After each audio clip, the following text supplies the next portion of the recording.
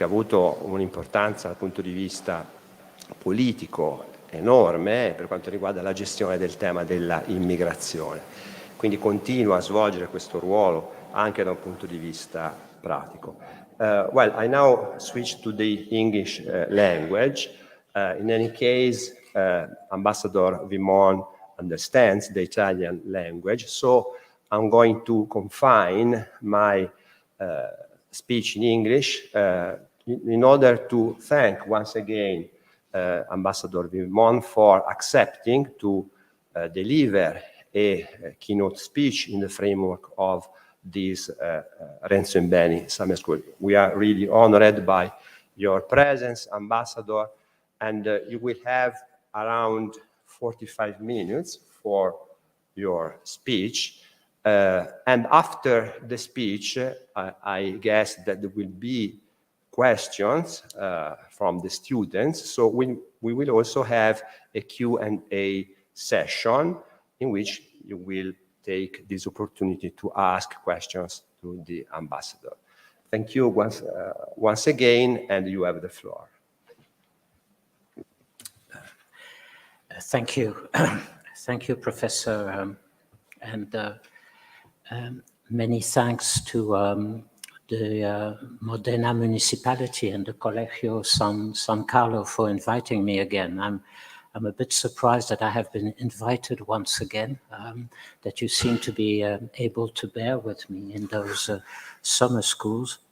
And I'm always impressed by the fact that you are inviting me as a practitioner, as a former professional diplomat, because if I look at my most recent performances in the diplomatic field, I'm not sure that I deserve to be invited here. When I retired from the External Action Service, I received 3 successive missions. One from the President of the European Council, Donald Tusk, to work on migration. And as you can see, migration is still going on, and I'm not so sure the European Union has solved it. But then I was asked by the French government to work on the Middle East peace process, the ongoing conflict between Israel and the Palestinian people. And here again, this has not been an unmitigated success. But my best performance since then has been with my last mission, which was to relaunch the relationship and the dialogue with Russia. And as you have seen, the end of it is an open war. So I guess you have to take my words with a pinch of salt, but I would be more than happy to discuss all this at the Q&A session. But practitioner I still am to some extent, and I think it is very important, as you very rightly said, to be able to combine practice and theory and doctrine, which I think is what you intend to do during this summer school.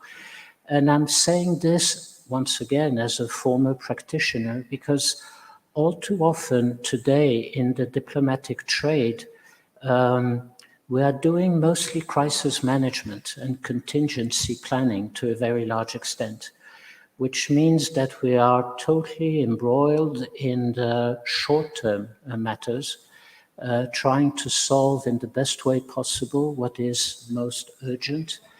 And we lack quite often the long-term perspective. And I'll come back to that in a moment, more to say about this.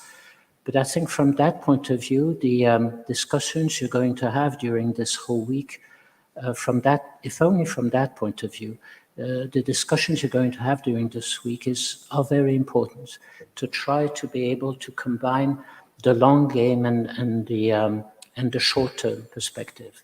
And I will come back to that when we discuss Ukraine, and I'll try to give you a few illustration of what I mean by that.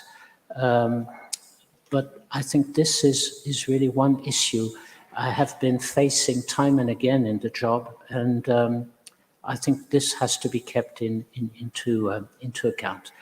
Enough of this. What we have to discuss today is strategic autonomy. And I will not try to run away from the challenge, and and try to go deeper into this discussion. And right from the beginning, I would like to give you my main argument about this whole issue and the sort of thread line of my, my contribution to the summer school. We have been hearing a lot about strategic autonomy. I'll come back to that in a moment to explain the genesis of all this. But in the last 3 or 4 years, we have all heard, you have certainly heard a lot about this in Brussels or in the main capitals of the European Union member states. We have been hearing a lot about strategic autonomy, European sovereignty, strategic sovereignty, geopolitical Europe, the need to have a political commission or a geopolitical commission. Mrs. von der Leyen, Mr. Joseph Borrell talking about Europe must learn to speak like a geopolitical actor. This has been seen as major contribution to the enhancement of a genuine political union and the need to go one step further in this ever closer union we have been discussing time and again, and which is mentioned, as you know, right there at the beginning of the European Union Treaty. But the whole point, and this is where I would like to underline my main arguments, the main point here is that delivering this autonomous strategic European Union seems much more difficult than what it can be perceived at first sight. The ongoing discussion and the ongoing efforts to build up this autonomous European Union has been fraught with divisions, suspicions, constant reservation, difficulties, and at the end of the day, the question we may ask ourselves is, why is it that this natural goal that we should all be agreeing on and that we should all be accepting as the natural goal of a future European Union seems to be so difficult to implement, to the point of somewhat being perceived as unreachable, not being reachable. My explanation is that it requires a complete change of mentality, a complete change of mindset inside the European Union. And we haven't been able to go as far as that as we should have. A different mindset means that the European Union member states, institutions, have to accept the fact that Europe has to act as a completely different player in the new global world we're facing at the moment. And the acceptance of the European Union as a political player, a geopolitical player, accepting the new rules of this global world, this new world order that is slowly emerging, is something that goes so contrary to what the European Union has been doing since its birth, in fact, that it is a complete intellectual and conceptual revolution. And I'm not sure that all the institutions, that all the member states are ready to go as far as that. At least let's be open. The debate is still very much open. The jury is still out.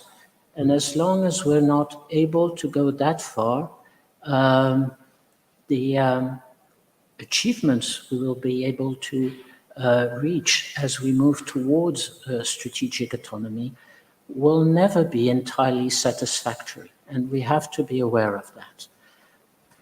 That's my argument. And I'm going to try to explain that through 3 main questions. First one is, let's try to understand a little better what is strategic autonomy. What does it mean? What does the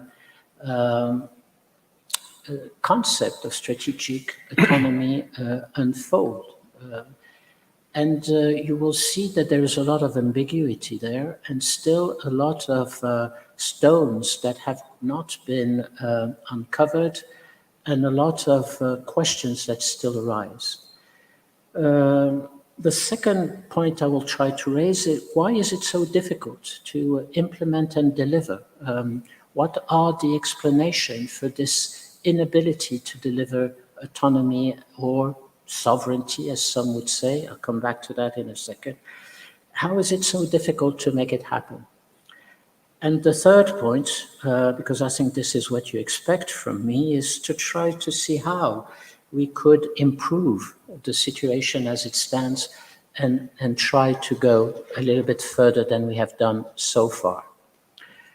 First point, what is strategic autonomy? And how has it developed since its first appearance? Now, if you look back at the 10 years or so since we have started to discuss strategic autonomy, it's quite fascinating to see how the concept has appeared. In fact, it appeared in the traditional European way, in a sort of hidden touch and hint in a communication to the European Council on how to move forward on security and defense, how to improve European Union security and defense. It was in 2013, nearly 10 years ago, when in fact the whole purpose of that communication to the European Council was to try to bring some attention from the EU heads of state and government to the issue of security and defense, which was at that time not very much in the forefront of European events. So in the middle of that communication, we, the writers of that, the drafters of that communication, put in a small place this concept of strategic autonomy to see if it would attract some interest from the members of the European Council. It got no attention at all. They didn't care at all, and by the way, they didn't care at all about the communication. They just let it on the side, gave a small approval in their conclusions, saying that they had taken note of that communication. It was all very well, but no one noticed this idea of strategic autonomy. You have to wait for 3 years later, when Federica Mogherini was then the High Representative, Vice President on foreign policy and security matters, where she brought it back inside her European global strategy. And with the help of her advisors, took up this concept that once again had got no success at all 3 years earlier, and put it back again in the document. Now, there was a small improvement in order maybe to get the concept through. It talked about strategic autonomy at appropriate levels. And it attracted a little bit more attention, but still it was not the great success that people were expecting. But then what started to change was different events that took place there, and that totally changed the course of the ongoing debate about strategic autonomy.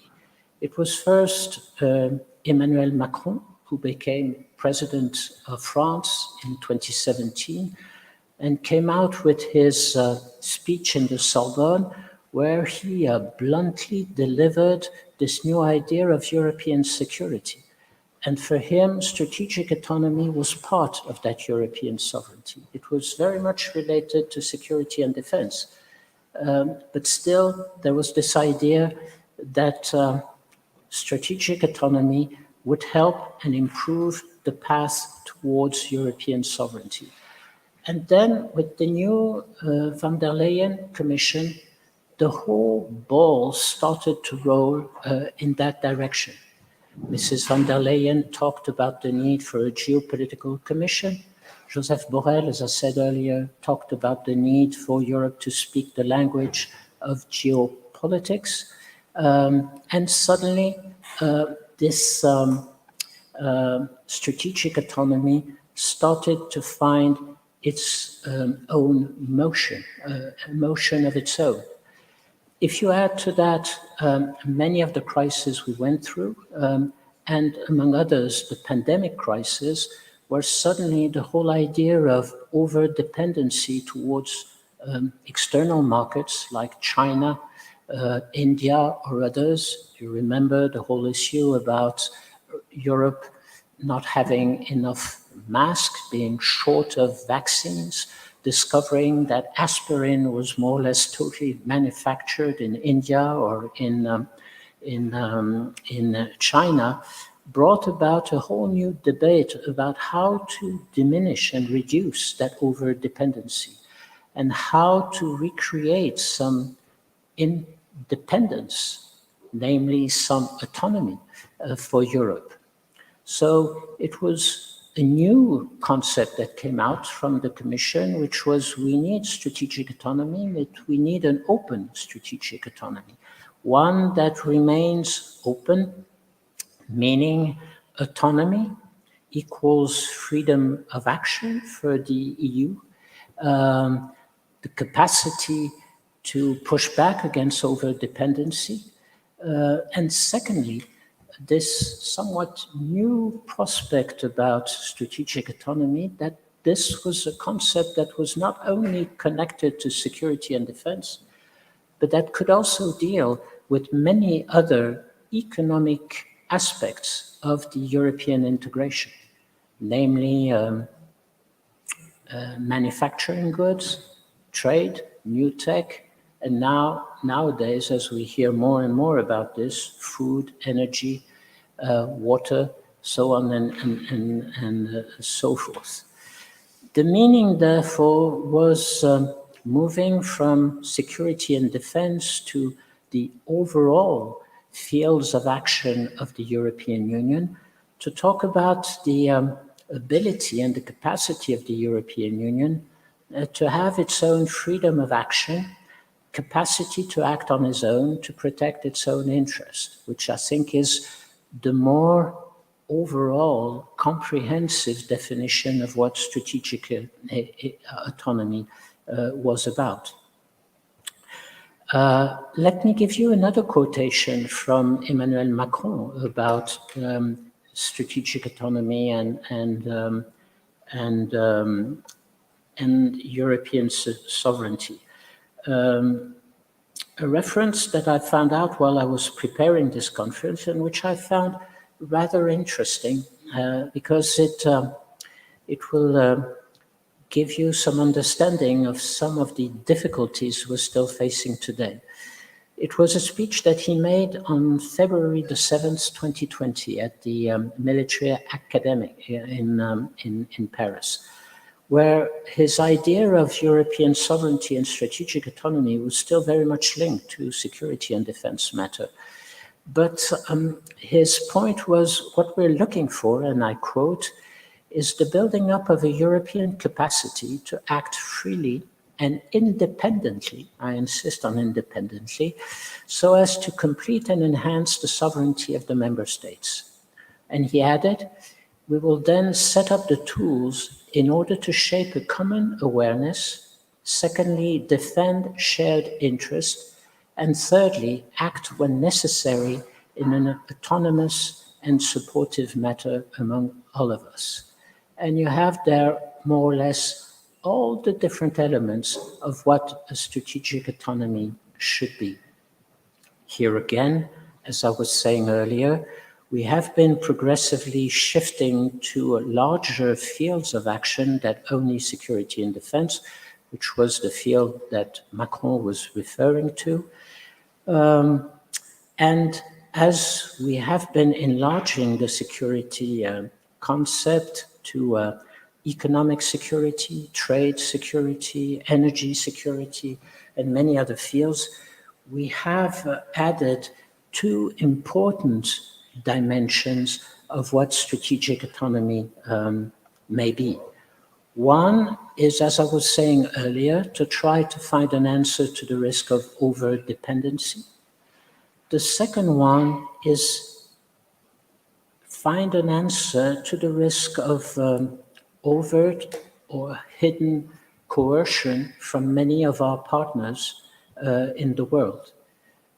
One very good illustration of this is the growing trend of extraterritorial sanctions from the United States, but also from other trade partners like China, for instance. And you have seen recently the Commission coming up with a proposition for putting in the European Union toolbox new trade instruments that would be able for us, the European Union, to counter those extraterritorial sanctions, the idea of anti-coercion measures that would be able to remain open but not naive. You remember, open strategic autonomy doesn't mean that we are not aware of what some of our partners are doing in the trade field, and therefore we need not to be naive and to be able to counteract. And the debate going on at the moment with those propositions by the European Commission on the issue of anti-coercion trade measures is going on in a very lively way about, is this a new form of protectionism, or is it, on the contrary, a new way for the European to become a real geopolitical player? So this is one very good example of where things are going on at the moment.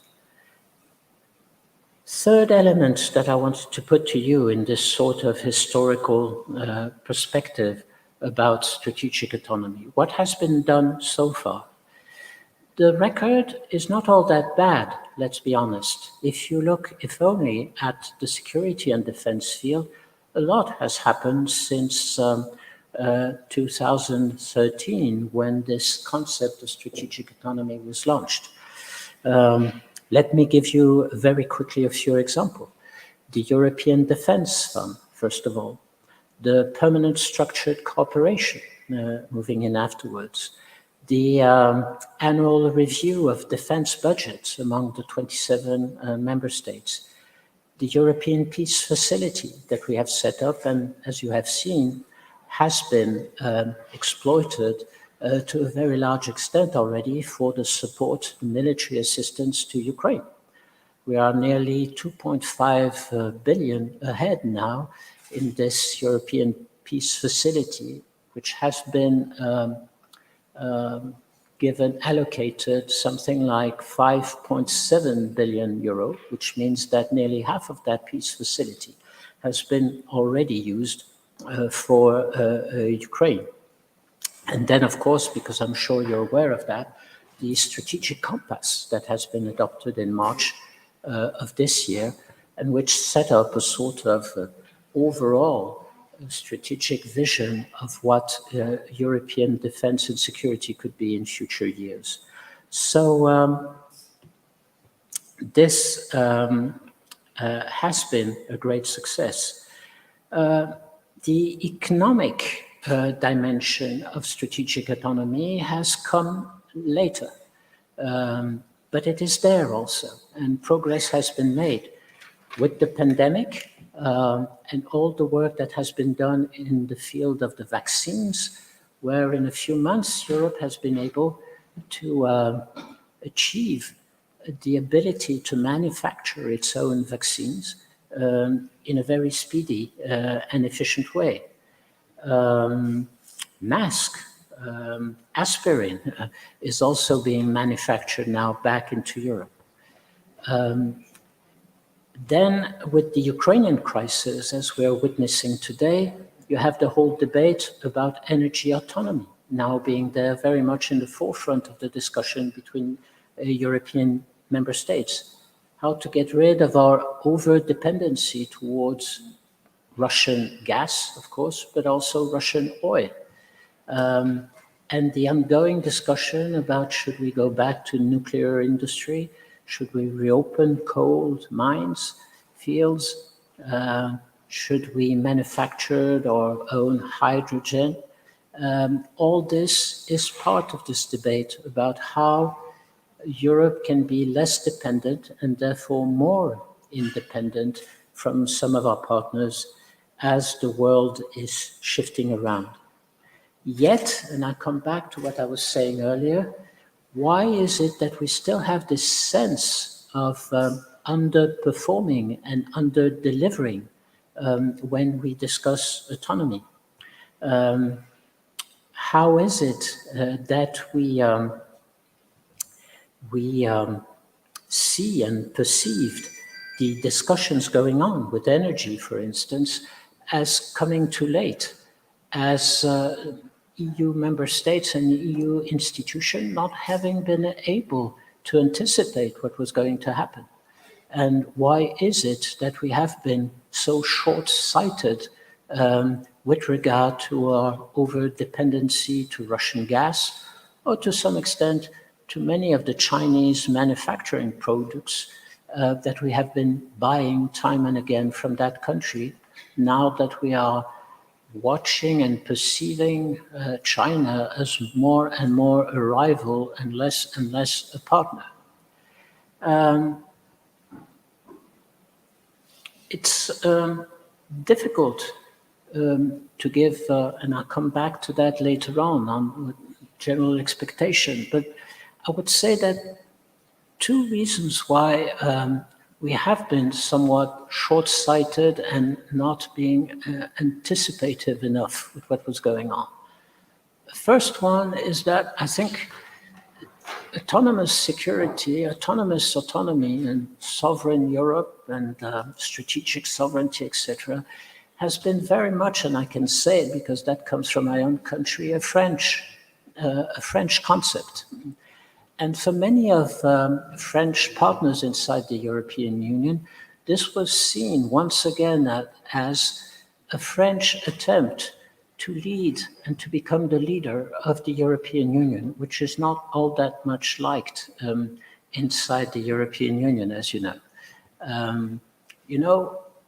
Brexit has had one consequence, is that you had two big military powers in Europe, Britain and France. Britain has dropped off.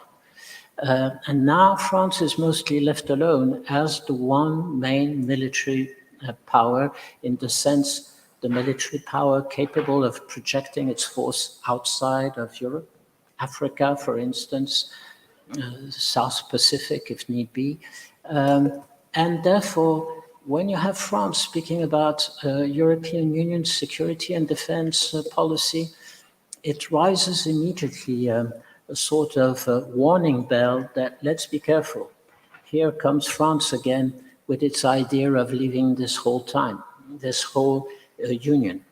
That's one of the first difficulty there. The second one, of course, was for many member states, when discussing strategic autonomy in the economic field, this idea that this smacked of protectionism. And for instance, in the ongoing debate at the moment about those anti-coercion trade measures, you have 2 or 3 countries, think about Sweden, for instance, which for the time being inside the council meetings are very much reserved about going ahead with the Commission proposition. Namely, this is going to put us in a totally different place from what we wanted to be as the European Union promoter of a liberal free trade policy. And so the arguments that we're witnessing at the moment between 2 main groups inside the European Union at the moment around strategic autonomy is that if we push ahead this whole idea of being more autonomous in the security field, in the economic field and other fields, are we not betraying what were the liberal principles and the values of what was at the heart of the European Union foundation? Are we not moving slowly too far away from what was the mission and the values and the kind of social contract we all adopted with the Treaty of Rome and the ongoing treaties that appeared afterwards. That's one group which is talking about this. And the second group has a different argument. It goes as follows. Are the European Union member states fully aware of the sort of paradigm shift we are facing at the moment in the world, which then is inducive and conducive to a totally new manner in which the European Union should behave? So yes, the principles and the values that were there at the beginning and during many years of the European construction have to be revisited, and maybe a new social contract has to be developed. And that's, in my opinion, the real debate that is going there at the moment. And it has, to some extent, it seems to me, been epitomized maybe by Angela Merkel when she was in Chancellor. And you may remember a few months after Donald Trump came to power and came to his first G7 meeting, which, as always, with Donald Trump was a total disaster at the end of the day. You may remember it took place in 2017. Angela Merkel went back to Berlin, I think it was in April or May, and she said a very interesting word, a very interesting reference, saying something like, it's time for the European Union to be aware of the new reality of the world and to take its own destiny into its own hands. And that was very striking, and everybody thought, here we have the paradigm shift that is happening there. But the reality is that nothing happened. Nothing was really delivered after that. Of course, some results were there, the ones I listed a few minutes ago, but nothing of the magnitude of the reference Angela Merkel made to, take your destiny into your own hands, seems to indicate that you have to go to a major shift of the mindset and the culture and the way the European Union has been applying its principles and values since the beginning. And I think this is why we have this uneasy feeling at the moment inside Europe that there is a debate that is still missing there and that at some point we will need to go through. Which brings me now to the second point I wanted to allude to. And I apologize because I'm being too long, but I'm still going on. You have to bear with me, I apologize. Why is the European Union divided and underperforming on that issue? I would like to give you three explanations, and I'm sure there are many others, but just try to give you three, if only for the pleasure of launching the discussion. The first explanation is that the whole European project, it's many years of difficult, painful build-up since 1957, 1958, was based upon the assumption of a union that was dedicated to peace, and therefore mostly to economic cooperation. You remember that we discussed defense in 1954 with this idea of a European defense community, and that the French, once again, dreadful French, refused to go along, and therefore the Rome Treaty went ahead with a European Union that was totally free from any concern about security and defense. But still, the whole purpose of the European Union at the time was a quest for peace. And therefore, this quest for peace brought about an European actor which was totally remote from power logic and from the play game of power politics. Europe saw itself in the legacy of the Second World War as a union of countries that had gone through the Second World War conflict and that would never want this again to come out. So there was this urge for peace. And the result of this is that Europe perceived itself as a sort of peaceful partner for the rest of the world, one that was not looking for trouble and whose main instruments in the international peace, in the international world, was trade, humanitarian assistance, development cooperation, so on and so forth.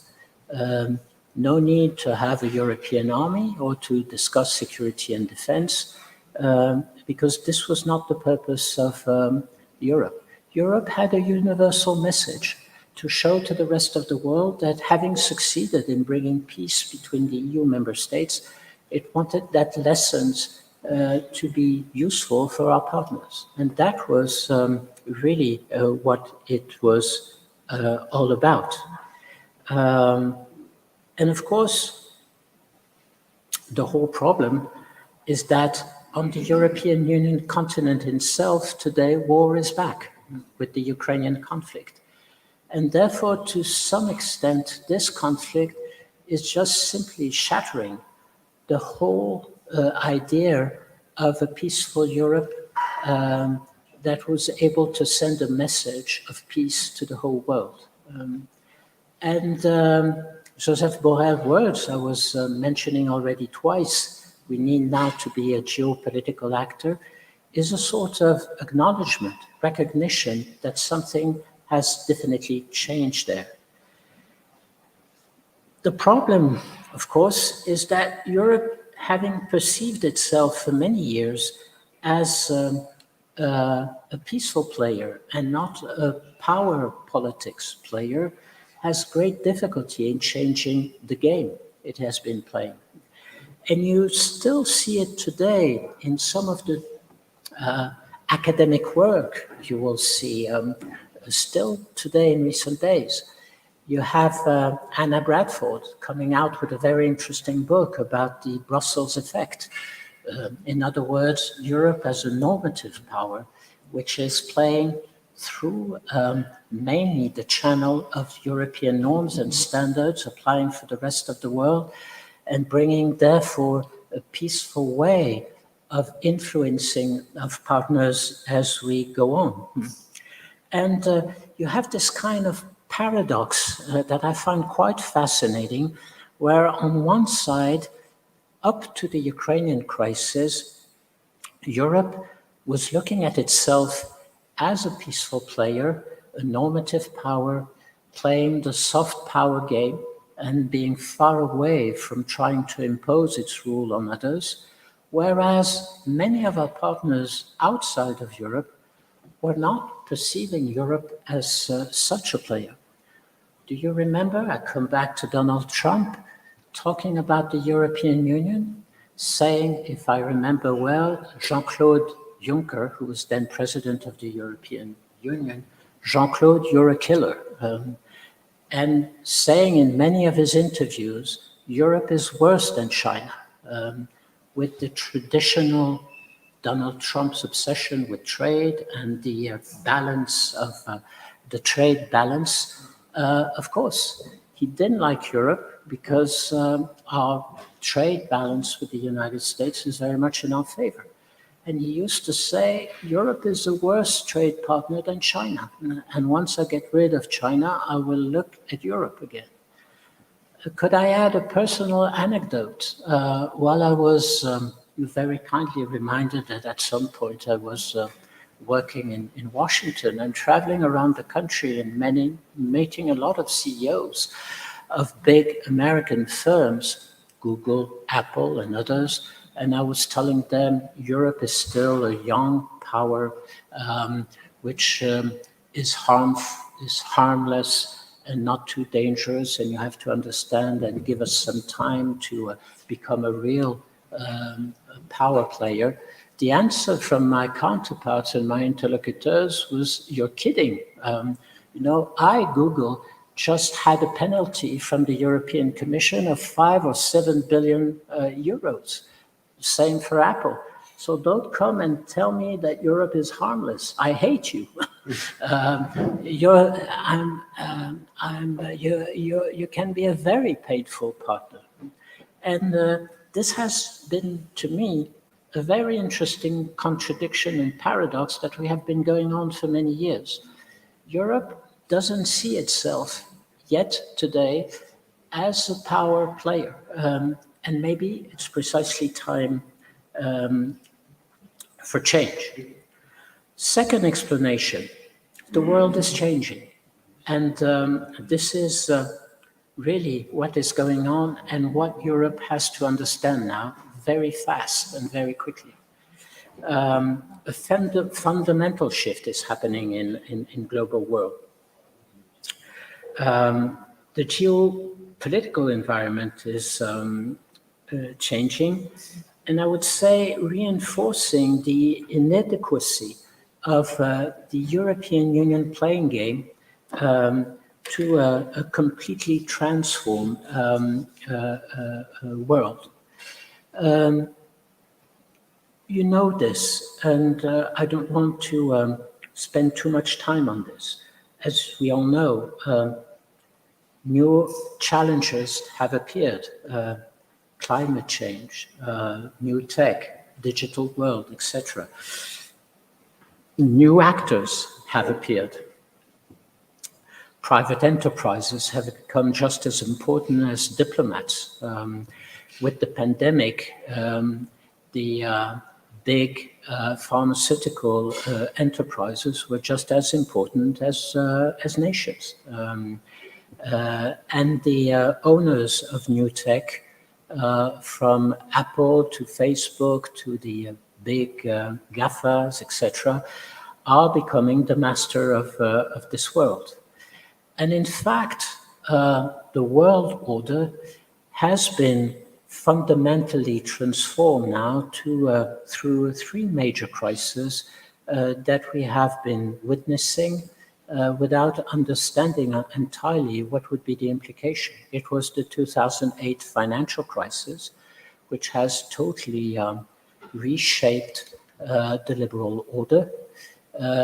It has been the climate change, growing hit and growing attack on our economy. And it has been the pandemic, which has totally transformed our supply chain and is transforming the world order and the globalization trend we have been witnessing for the last 30 years into something that is becoming totally different. It's not that we're going full speed in another direction, but it is, friendly shoring, the need to reshore some of our manufacturers, either in our own country or in some more friendly country. It is a whole new reflection and a whole new thinking about what is going on. And as this has been going on, it has made two important ideas that we need to be aware of as Western countries, which are partners and allies. One is that behind this world order was this idea that our liberal democracies were accepted as the sort of yardstick of the achievement of world order, the perfect achievement of world order, and where we were all looking for. This is not the case anymore. Our own liberal democracies are under attack, and we all know that. We see it in every one of our countries with populist movements stepping in.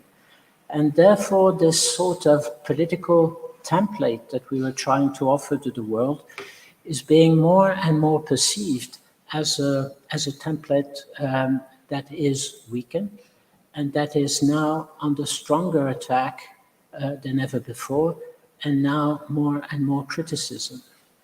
And the second one, consequences, of course, which is the direct result of this, is that Western partners are losing their grip on the international order as it is transforming itself.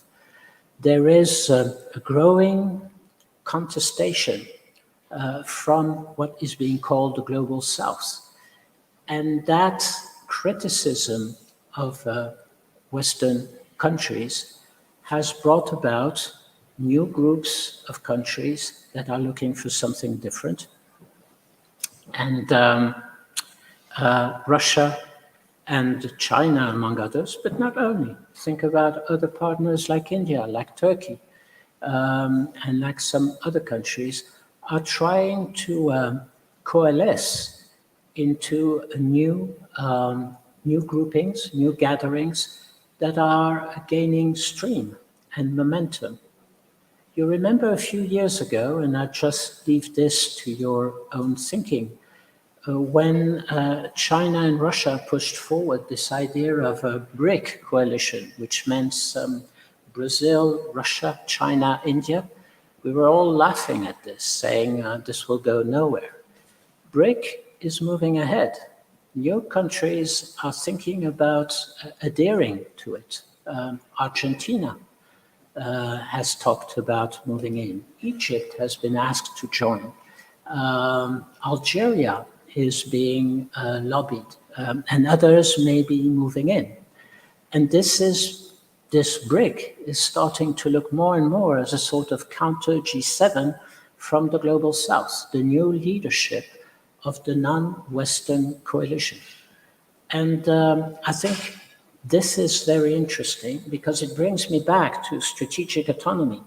In front of this huge change in the world order, can Europe think for 1 second that it can remain the kind of player it wanted to be in the 60s and the 70s when the Western world was moving speed ahead with the sense that everybody was going to follow?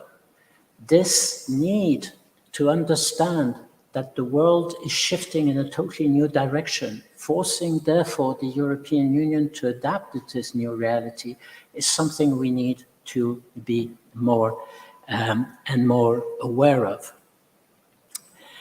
The third explanation, of course, and I will go quickly through that because this you know very well, is of course the built-in weaknesses of the European Union. European Union is not a state, but a multilateral entity. And in a very normal way, it has more difficulty to adapt, to be agile enough to adapt to those changes. It is a multilateral organization. Like the UN, it needs time to decide, to adapt itself, to change its course if need be. There is a logic of a multilateral institution having difficulty to adapt to the reality. The second one, of course, is the logic of numbers. We are a Europe of 27 member states, you know that. And if you only listen to what the German Chancellor said in Prague this last Monday, we are about to enlarge our European Union to 30 or maybe even 36 member states in the near future. You don't manage an organization of 27 and tomorrow 36 member states as you manage an organization of 6, 10, or even 15 member states. This is a totally different world. And there is nothing negative here. I still think enlargement to some extent is necessary.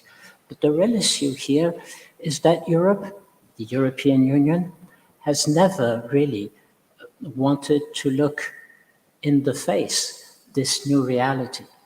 And whether you go from Maastricht to the Lisbon Treaty, the institutional framework of the Rome Treaty has remained more or less the same. And this is where at some stage you will need to change it. And if my honest idea is that qualified majority will not make it. It's much more profound than that. And something different must be thought about it. Have you ever thought about this? Discussion has been going on inside the Security Council for the last 15 years about should we increase the membership of the Security Council. As you know, 15 member states, 5 permanent and 10 rotating members. And one of the main arguments by all those who are there is that if we go over the limit of 15 members inside the Security Council, the whole body will become unmanageable. We are already 27 inside the European Union. It's, of course, a totally different organization from the UN. But it's, to some extent, one that is going much further than the UN. It's going into our everyday economic life and adopting regulations and decisions that are sometimes much more sophisticated and much more complex than the kind of decisions that are being taken by the UN Security Council. So the question is there. It still remains open. And the reality of those inherent weaknesses of the EU are very much there and need to be faced as we go ahead. In a nutshell, I would say the Ukrainian conflict that we are witnessing today embodies all these challenges I was discussing. It's all over the place. It's a war, an open war in Europe that we have never seen since 1945 as an interstate war. We had, of course, the Yugoslavian conflict, which was more of a civilian war bringing the end of the ex-Yugoslavia. Here you have a blatantly, I would say, a country, Russia, deciding to invade another one and to change the borders of that country, Ukraine, and maybe trying to suppress altogether that country as an independent nation. Peace is over. Energy crisis is there. So the economic challenges I was discussing about in this new economic world order we're facing are there for all to see. And thirdly, as we're witnessing every day, the global south, led by China and Russia, is gaining more and more ground in the minds of many of our partners in the international community. Therefore, and you have heard, I'm sure, about that, this is a Machiavellian moment, as it has been said by authors like Luc von Middelaar or Hans Briek and others. The end of innocence for Europe, a wake-up call, and strategic autonomy is all about this moment of truth for the about Europe. And coming back to what I was saying earlier, you won't solve that by short-term measures. You won't solve that by the permanent structured cooperation or the European peace facility. All this is useful, but you have to dig much deeper. That's my point. And in this paradigm shift we're facing at the moment, inside the world order, we need to have a European Union that does its own paradigm shift with regard to its identity, with regard to its mission, and with regard to its organization and its functioning. And of course, and maybe I've been too harsh, we have seen with the Ukrainian conflict, a Europe that has reacted in a much more speedy and efficient way than many times before. We have been right there at the beginning to support the Ukrainian refugees. We have been able to send military assistance in a great way, to bring humanitarian assistance to Ukraine. And I agree, all this is all very well and very good. But for me, this is still contingency. This is still short-term measures. Because at the end of the day, only to illustrate my point with this aspect of the Ukrainian crisis, if you look at what some of the member states are saying compared to others, we're still very much in the middle of a deep division between Western European nation and Eastern European nations. You remember Donald Rumsfeld, we all shouted when he used to say at the time of the Iraqi conflict, what we're witnessing is the appearance of a new Europe compared to the old Europe. This was 2003, 2004, when we enlarged to our Eastern European partners. And there was an outcry all over Europe saying the Americans don't understand what is happening there. But in fact, there was some truth into it. Maybe it was a bit of a caricature, I agree. But there is this deep division at the moment between this new Europe and this old Europe. I don't know how you want to characterize it. You could find other words, but it's very much there. And if you only read a very interesting article that the Polish Prime Minister put out a few days ago in the French daily Le Monde, where he stated very bluntly, and I quote, "We've had enough of the French-German imperialism. We don't want this anymore, and we don't want qualified majority anymore. Everything must be done by consensus. And secondly, Western European countries have to listen more to their Eastern European partners because they were right about Russia, they were right about Putin, and therefore this is what now Western European countries should do." I don't want to say that he's right or wrong. I have my own opinion about this, and I'm quite ready to come back on this in the Q&A afterwards. But it's deep there. This division is deep-rooted in our European Union today. And if we try to hide away from that reality, then we will never be able to move ahead and be more efficient. That's my opinion. Third point, in order to reassure you, and I try to go quicker through this, how could we improve the situation, and how could we move towards a real, genuine strategic autonomy and a more sovereign Europe, one that is able to act on its own?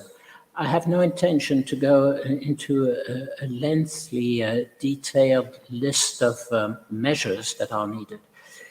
It would be fastidious, and I guess that your summer school is going to go back through all of this during all these days, and I'm sure you come back with a great idea.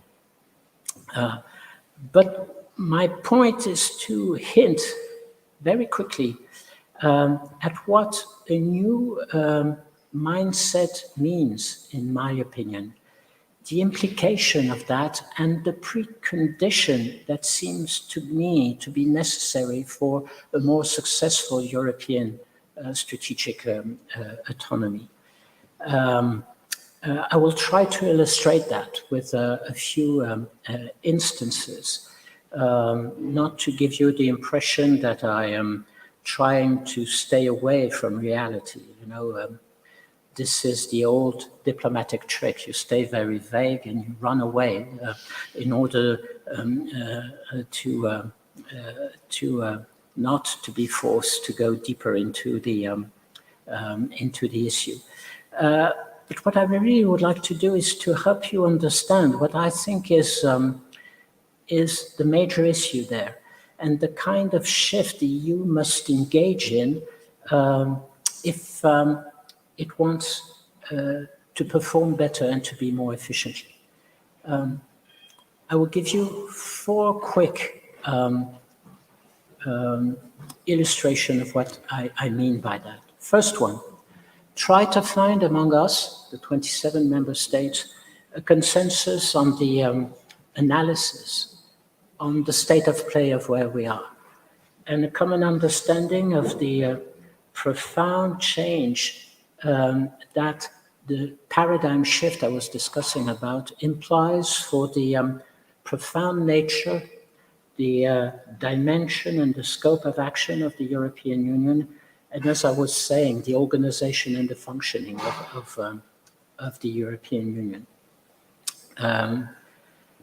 As I was saying before, the current sense of unity, perception of unity among the 27 hides a deeper division, you know, the tree hiding the forest among the 27, between the Eastern European members and Western European members. it has two implications and two illustrations, very good ones. How do we behave with regard to Russia, and how do we behave with regard to the US? Because this entails strategic consequence. If we take for granted that we have to stick very closely to NATO, and today this is the current trend, of course, because of the Russian threat, military threat, security threat, nobody, not even the French, dare dispute the fact that NATO is indispensable if we want to protect ourselves. But if we go along that line and we just don't start thinking about, the longer term, then we run the risk of not rethinking a little bit more about what should be the EU strategy in terms of a European defense complementary to the NATO, and about the future security stance of the European Union if something happens that makes a whole difference compared to what we're witnessing today. There is a reality, for those of you who know well United States, there is a reality there, a political, social, cultural reality. America is moving away from its eastern Atlantic coast towards mid-Western America, towards the Pacific, and therefore the Asian pivot that Obama launched and that Trump has taken over and that Biden has taken over is not only a fit of the mind of a president, it is a social, cultural mind shift, mindset, mind change in America. And we have to be aware of that. And Europeans have to think about that. We will remain the ally of the United States for many years to come. I have no doubt about this.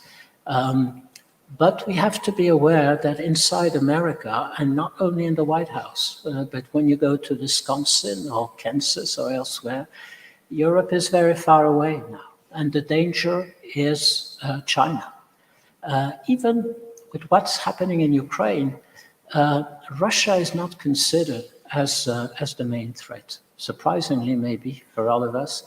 But the reality is that in the White House and elsewhere, Russia is a thing of the past. Putin is fighting a war of the 19th century, and he will lose it because it has no sense in the 21st century anymore to try to get rid full-fledged of a nation independent and sovereign. That's the reality. And the fact that for many of our European partners, they refuse to see that reality is a real issue. You can't discuss that at the moment. Remember, during the last 4 years of Trump's presidency, when we were discussing with some of our partners from the Eastern European part of Europe, and we were telling them we should be aware that this new reality, and even more so today, if Trump is perhaps, will be perhaps re-elected, they just refuse to start the negotiation or the discussion between us because they say it doesn't matter. If we have to live again with Trump's second presidency, we will just do what we have done during the first Trump presidency. We'll just wait and see for him to disappear, to vanish away at some point. And it seems to me to be very short-sighted, and that we're missing, if we go along these lines, we're missing the reality of American politics, which is much more deep-rooted than we think about this. Second point I wanted to raise about Russia. If we stick to a mere one-way stance against Russia, which is what we hear a lot from our Eastern European partners, we can't have a dialogue not only with Putin, but we can't have a dialogue with Russian society. Russia is a lost cause. We can't have any kind of relationship with that country, which is dysfunctional since 200 or 300 years and will remain so. So, and you have seen something of this in the recent debate about should we just close any kind of visa policy towards Russian citizens. and therefore close our doors with Russian society, you understand the kind of deep-rooted division we have among us, because this is certainly not the opinion of a country like Germany or France or many others. But more than anything else, in my opinion, without trying to take sides on this, I just want to put back then the big question, the big elephant in the room. Can we think about European stability?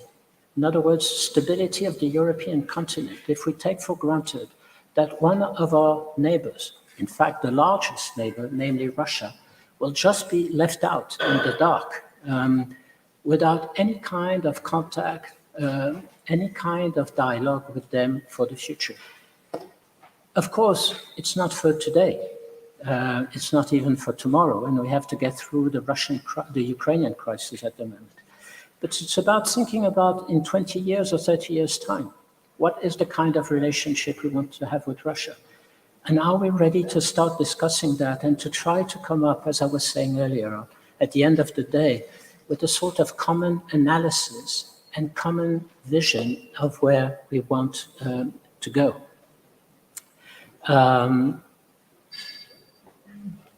We need to identify the name of the game, the realities we're facing today, and where Europe should stand. We have, in geopolitical terms, three main issues to face: US, Russia, China. I talked about the US.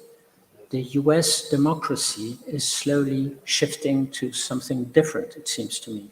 It's not only about Trump, it's about the Republican Party, which is moving in a completely new direction. It's also about the Democratic Party being overwhelmed by the woke culture and the more radical left. This is our main ally. How do we see the future with this? I was talking about Russia and my point about what kind of relationship do we want to have with Russia in 20 or 30 years' time? Are we ready to discuss between ourselves this? But it's about China. We found a nice trick in 2019. You remember the communication on China, which is both a competitor, a partner, and a systemic rival. Where does this triptych stand today? Is China a friend or a foe? Is it a security threat or not? We're just running away from these questions. And I think, personally, we need to come to a real discussion among ourselves on this issue. Not easy, but if we want to position the EU on the geopolitical chessboard, we need to start discussing that.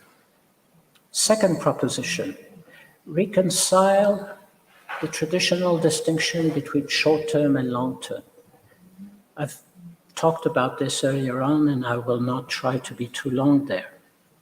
But we've been too much in the crisis management field and very happy to come out with short-term compromises in order to move along.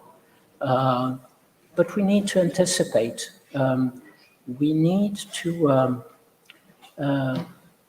look at the obstacle, the cost, the risk of these kind of short-term policies, and go a little bit further in trying to understand. Let me explain to you in one word, coming back to the discussion that took place yesterday in the Gimnish meeting of the Foreign Affairs Ministers about the whole issue of visas, tourist visas for Russian citizens.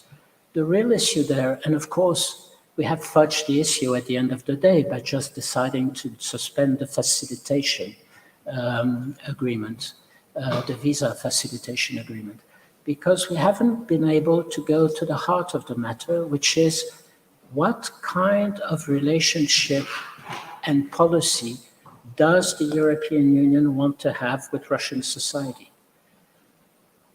The big question there is Ukraine an obsession of Putin or an obsession of the whole Russian nation? Is the Russian nation guilty for what is happening in Ukraine? And if so, what kind of dialogue can we have with such a society in the future? We need to discuss this, if only because if we're able to anticipate and to agree among us about what is the long game we want to play with the Russian nation, then it's much easier to come up to short-term decisions that need to be taken. And all too often in the diplomatic game today, diplomats, totally overwhelmed by crisis management, are forgetting the long game.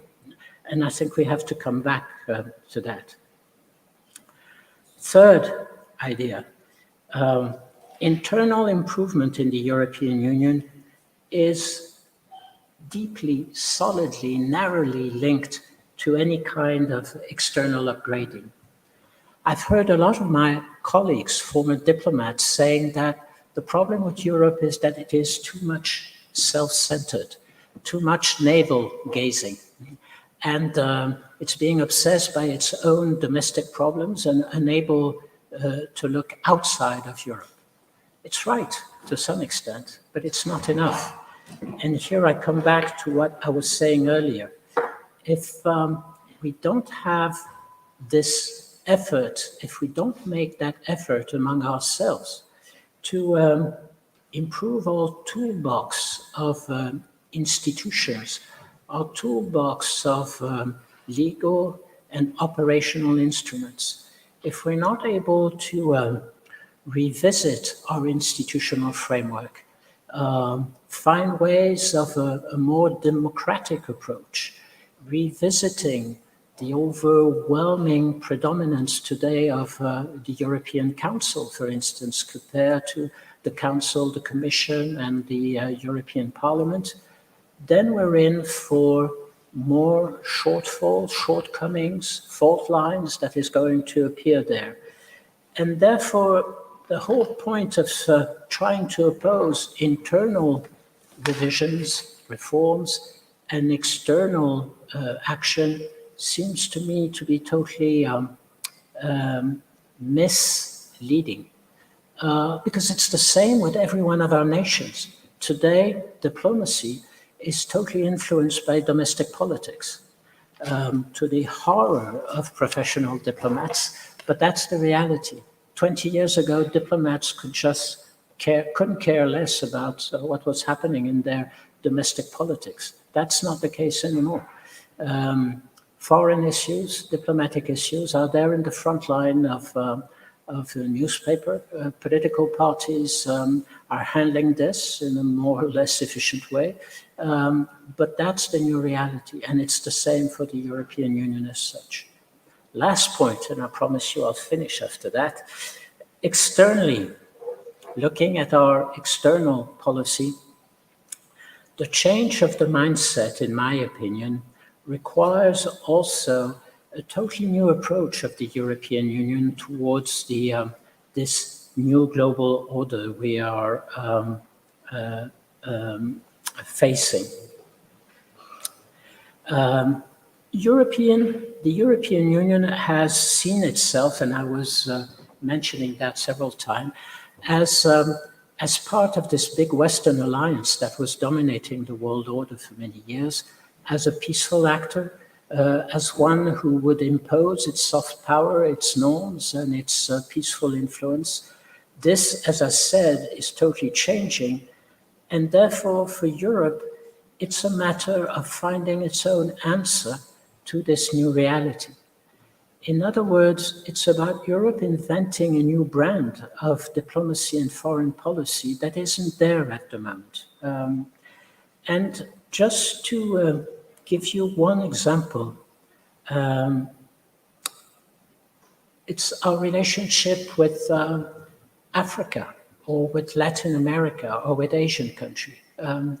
It's about, first of all, listening a little bit more to what these countries are saying and being more tolerant to their point of view. It's about being able to be more agile and showing more fluidity in the kind of action we take. The end, the kind of silos approach, I come back to our internal functioning. It's about the different departments of the European Commission discussing with one another And when you're looking at Africa, not leaving it entirely to the people in charge of development, but also looking at many other issues.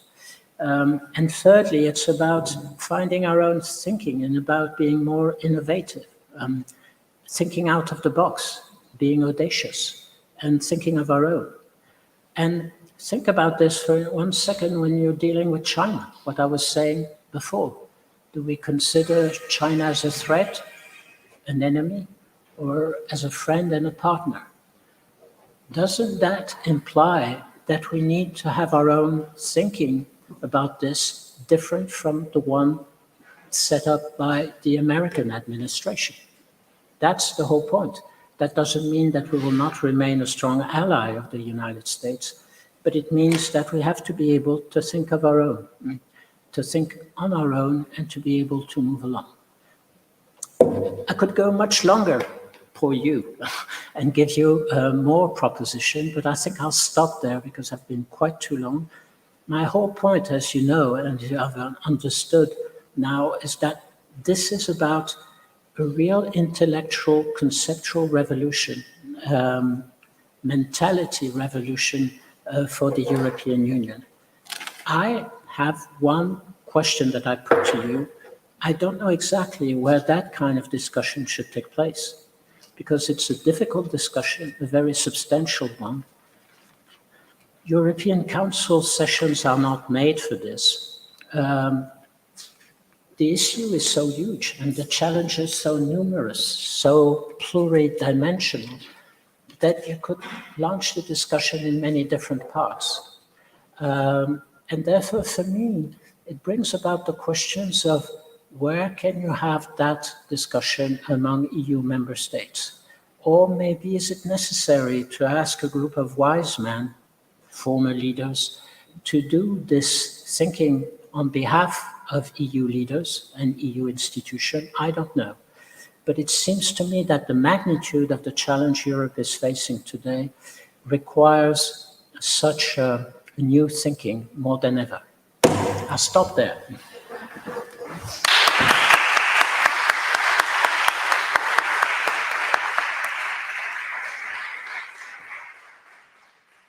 Thank you, Ambassador, for such an impressive speech. You have masterly outlined the development of the idea of strategic autonomy, but also the problems, the many problems that the real implementation of that concept is facing. I have particularly appreciated your sensibility with regard to political aspects.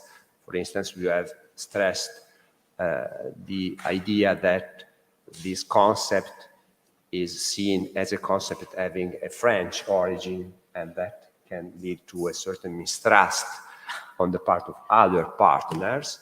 And also, what is really important is the fact that you have stressed that to effectively implement that idea, the European Union needs to rethink, to revisit some of its main ideas and some of also to reform its political structure.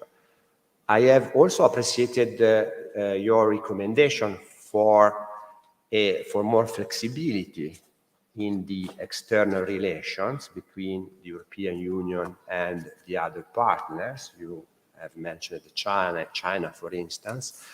I agree, I completely agree. I have recently lectured on the negotiations between the European Union and Mercosur countries in order to adopt a free trade agreement between the two blocs. And however, in my opinion, this is a good example of an excessive rigidity on the part of the European Union. The European Union, particularly the Commission, has insisted for imposing important obligations upon, in particular, Brazil concerning environmental protection and, in particular, the tropical forest protection. Yet, in the end, that has led to a failure in the negotiation. Probably there won't be any free trade agreement at all between the two partners. Probably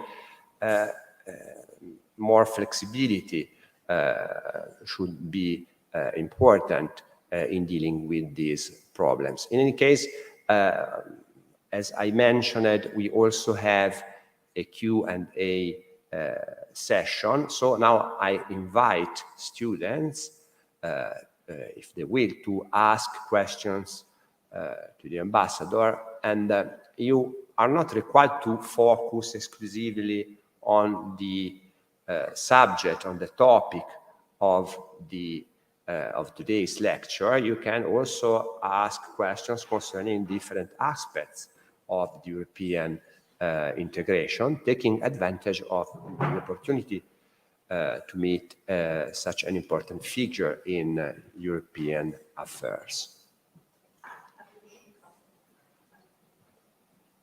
Just take the mic. So okay.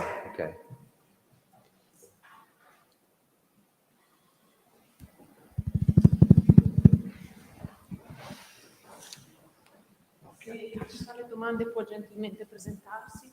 Qualcuno vuole rompere il ghiaccio?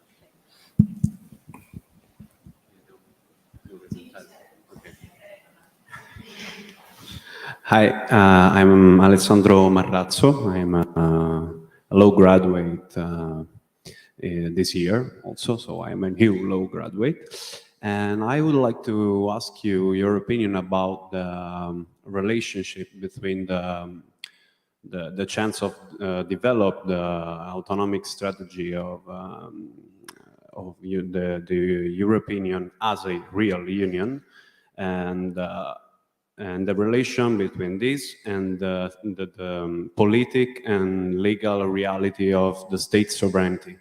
So how we could imagine a new kind of state sovereignty, and if we need to reform the union treaties, like we tried with the Union Treaty about the Constitution of Europe that failed, also with the French referendum vote.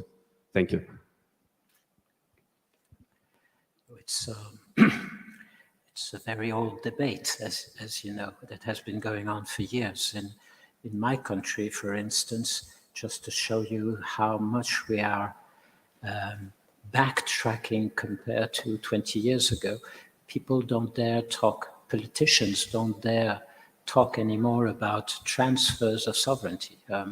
It's about sharing sovereignty or things of that sort. And of course, the failure of the constitutional treaty in France and in the Netherlands has played a large part in that sense, with growing skepticism towards the European Union. And yet, and this is where I remain definitely optimistic, is that the reality on the ground and the way Europe has been moving ahead has shown more transfers of sovereignty during the pandemic, now during the Ukrainian crisis, during the financial crisis, etc., etc. So contrary to what people are thinking, Europe is moving ahead. But the point, and this is where your question is a very good one, is that we still seem to be somewhat caught into this intricate debate about what sovereignty means today. And to apply to it the natural legal references, namely sovereignty belongs to the people. There is no European people at the moment, so it's nations, state nations, that have the ownership of sovereignty, and therefore it has to go through them. But for me, once again, if I don't disagree with this legal approach, the reality today, if you look at the Lisbon Treaty, is that you have clear provisions inside the treaty that have transferred competences, at least, to the institutions. Trade, monetary policy, fishery, surprisingly, and two or three others. And And that's the reality, and member states have accepted that. And a point where I totally disagree time and again with Eurosceptics and populists who are saying, as it happened with the Brexit campaign in UK, I want to take back control, is that nation states have never lost control. And not even with qualified majority have they lost control for those who find themselves in minority. The whole, in my opinion, genius stroke of the founding fathers is to have created this extraordinary, complicated, complex institutional framework whereby member states in all the different processes have their say, are able to come in, are able to step in, and if they don't agree, to prevent the process from going ahead and to have discussions going on, even with qualified majority. That's the great miracle of the European Union. You don't go wholeheartedly into a vote on a qualified majority if you feel that there is strong opposition for 2 or 3 member states. You know that there is a problem there and that you have to keep on discussing. And that is the reality of the European Union work, is that when a country has genuinely a national problem, all the others understand that and they try to find a way out of this. You know, how much we can have we can nourish strong grudges against Mr. Orbán and Hungary when we discuss oil sanctions against Russia. At the end of the day, we didn't try to overcome Hungarian opposition to it. We found a compromise and a way for Hungary to be satisfied because we knew that they really had a problem and that we had to face it. And this, I have seen it all the time. When we were a 12 member states European Union, a 15 member states European Union, a 27 or even 28 member states European Union. When you are facing a real issue for one member state, you take that into account. So this is this difficult but quite interesting balance between national sovereignty and European Union, let's call it competences, if we don't want to talk about sovereignty, which is not the right legal term. It is this ongoing balancing act that makes the big specificity of the European Union. And this is where we are at the moment. And strategic autonomy will be about that as we move along, if need be, and this is one of the points I was raising when I was talking about improving the functioning of the European Union, maybe with more flexibility at the end of the day, allowing member states who want to go ahead with a new policy in such and such field, defense, security, whatever, to go ahead and let the others out of it, and they can join later if they want to. This has happened already. It may happen again. This is how we started the Schengen agreement. It started with France and Germany discussing together what they could do. And I think to some extent we should go back to some of these, breakthrough that we managed to do in the past, and that to some extent we seem to be afraid today to go along. We have a lot of experience now after more than 60 years of European Union construction, and we should take out of that huge box of experiences to find a way forward.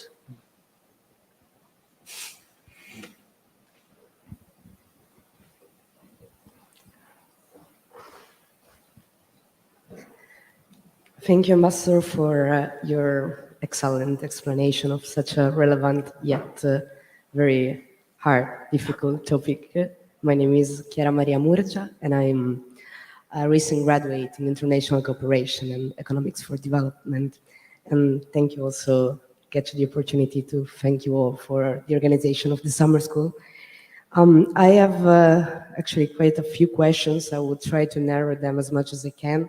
The first question regards the EU enlargement towards the Western Balkans, but also in Ukraine, Moldova, Georgia, and so on.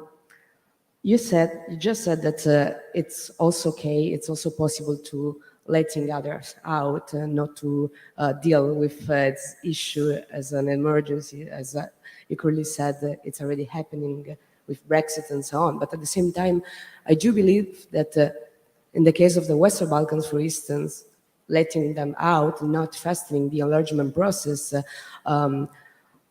makes room for external powers as Russia, as Turkey, as China, which are hampering the EU integration process and threatening the same values that we want to protect also by means of strategic autonomy. So what's your position when it comes to the enlargement fatigue as an obstacle when it comes to delivering the strategic autonomy? And how do you think the EU should pose itself when it comes to that? Because from one side, I'm an enlargement enthusiast, but at the same time, I do see the difficulties of letting countries inside the EU, as Serbia, which are having like a pivotal position, which are very close to the EU when it comes to trade, but at the same time very close to Russia. Well, the second question goes a little bit far away from Europe and has to do with what kind of relationship do we want to have with China, with the US, and so on. I personally observed that the US from time to time, especially in the past decade, have tried to encourage us to do more by our own and to be more brave when it comes to autonomous decisions. However, whenever I have this feeling that whenever the European Union tries to take her own destiny by her hands, the US are very much concerned. For instance, when it comes to Huawei, I've observed some paradoxes within this position. So I would ask you kindly if you could elaborate more on what kind of position the EU should opt for when it comes to reconciling our Atlantic identity, I would say, but also the will to decide who are our own partners in France and also China. Thank you very much. Two very good questions, difficult ones. Let me start with the first one. Western Balkans and more generally enlargement. I think here again, this is one of these debates where Europe has to be clear with itself, has to understand really where it is going. We are fudging the issue since many years, I guess. I'm one of those who, with hindsight, must admit that, and you know, I was party to the whole elaboration, drafting of the Maastricht Treaty, which I still think is a very important treaty. But the whole idea was to prepare the European Union to this enlargement that we knew was going to come. In 1992, we were just opening negotiation with our Eastern European partners, and we knew that at some stage we would be 27. And that was the time when the then French president, François Mitterrand, tried to invent the European Confederation as a way out of the kind of quandaries we were in, that we knew very well. We needed to support countries that wanted to come in, because that was a way of helping them to get away from the Soviet system. And at the same time, we were, for some of the member states, reluctant to do so because we knew it was going to change entirely the system. And the truth is that we have been living with that problem since the beginning. And the paradox of this is that this enlargement of 27, 2004, 2007, 2008, has been a major success. If you look at the economic success of and the economic achievements of most of these Eastern European partners, it's fascinating. You know, now that we're very much talking about Ukraine, people remind time and again that in 1992, Ukraine and Poland had more or less the same level of economic achievement, the same GDP per capita. Today, Poland is 10 times, tenfold the Ukrainian GDP. Hence, the eagerness of Ukraine to join Europe, of course. So enlargement is a success. I am, and I must say here, I'm somewhat in a totally different position than many of my French fellows. I think enlargement is a good thing, and I think we should go ahead.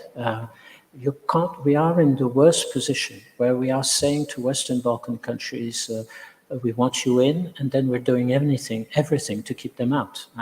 And now we're doing it again with Ukraine, Moldova, and tomorrow Georgia. We're all saying, welcome, we want you in, and we're all thinking at the back of our head, over my dead body. And that is political suicide for them and for us. Because what you were rightly underlining, which is in Western Balkans, we see a growing influence of Russia, China, Turkey, Saudi Arabia, and a few others. This is the natural consequence of the way the Europeans are behaving with these countries. So either you say, no, sorry, we don't want you in because we can't cope with 30 or 36 members, or we say, okay, we will get you in, which is what I understand the German Chancellor is now keen to go ahead with, which is great, why not? But then, for us, we have to accept the fact that this is going to be a totally different Europe, and we need to change a whole system. And we need to go for something that now is different. And why I was talking about Maastricht, because if you look at the history of the European project, it's very obvious. It was a project for the Western European nation facing the Soviet system. It was a system built for the time of the Cold War, with very strong support from the United States. People tend to forget that, you know, when Robert Schuman made his speech in 1950, the night before he pronounced it, he called his American counterpart and sent the draft and said, do you agree with this? And the other one made some corrections here and there.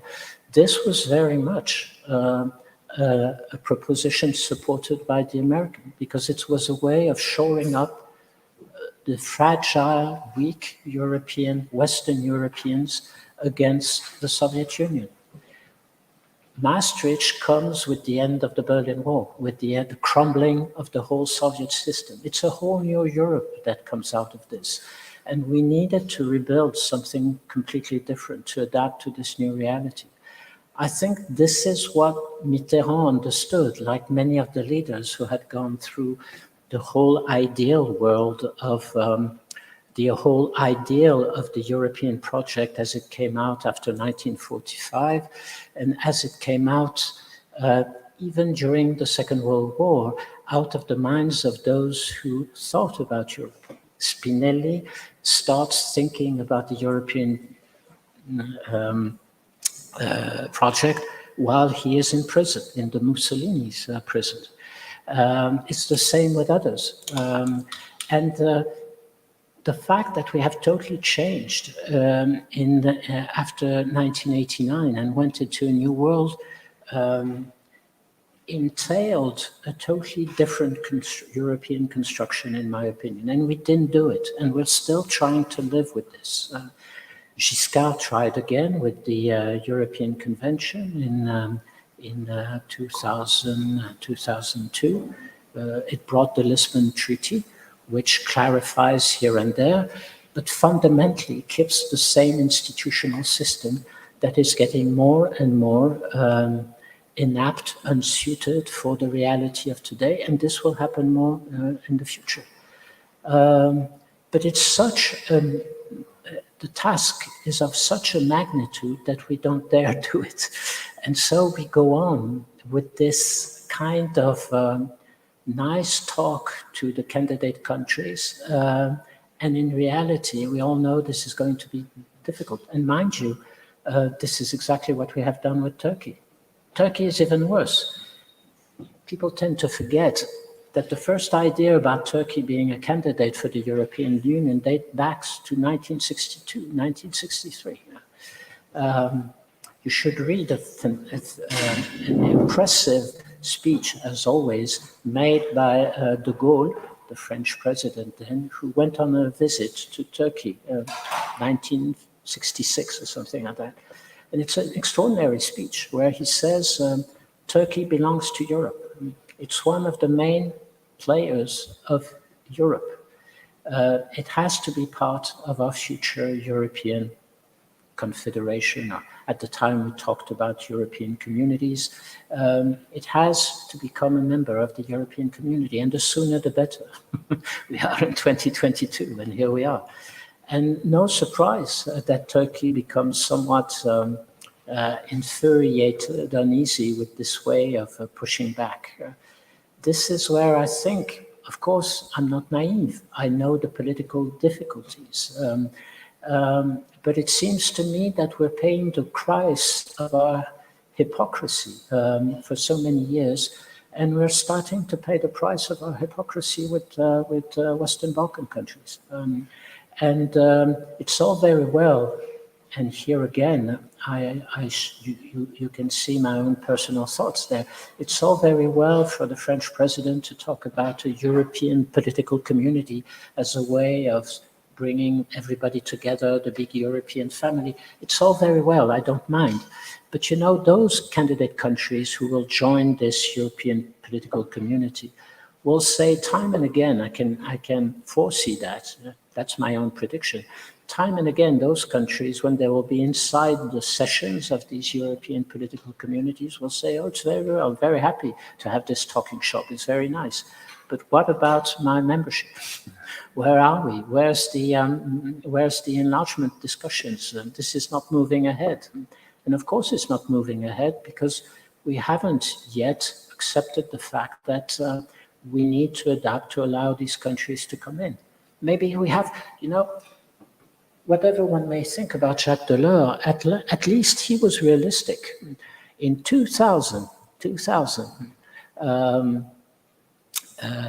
we were at the time discussing the infamous Nice Treaty to adapt the voting system to the fact that we're going to have a European Union of 27 or 28 member states. He was the one who came out saying, we will not be able to go ahead with this. We will have to invent a second house inside the European Union, one that could go for more integration. Now, he didn't go into the details because I personally don't know how you build this kind of thing. But at least he was putting the finger on the right issue, which was the system cannot go on as it stands and something needs to be done. Otherwise, we will have either a geopolitical catastrophe if we keep on pushing aside those candidate countries in spite of giving them promises that they will come in. We will have a geopolitical disaster. We will have the West Balkans under the Chinese or Russian spell right there at our border. And that will be Ukraine conflict 2.0, because all around Europe we will have countries under the influence of some of these global players that are real security threats to all of us. Or we try to be realistic and face the issue and try to start solving it. But now we are at the point where even talking about the possibility of a revision of the treaty is impossible because people fear that they can't discuss this with their political, their population. So don't be surprised, and maybe that's at the end of the day a sort of fatality, that we have to live with this contradiction and try day after day to find a compromise that fudge the issue. But it seems to me that you know, at some point the political reality will come back to hit you with revenge. And that is where the whole European Union may face a real difficult challenge. So it's not a very optimistic approach unless you agree with me that all 27 leaders should say enough of this. Let's ask a group of great leaders with experience to start rethinking the whole thing. That could be helpful. At least it would trigger the real debate that we need. On your second point with China, yes, you're right, and I agree with you. I think there are two problems we're facing with China. One that is, in fact, three problems. One that is related to our economic relationship. And there it is obvious that we have to now start being naive and be able to say to our Chinese friends, enough of this uneven playing field, whereby with your state enterprises, your subsidies, your way of taking our new technology and running away with it, etc. This is not the kind of level playing field that we agreed on when you came into the World Trade Organization. It's all very well for you to explain to us that you are still a developing country because you still have 100 million citizens that are under the level of that are still under the poverty level, but you can't go away with it.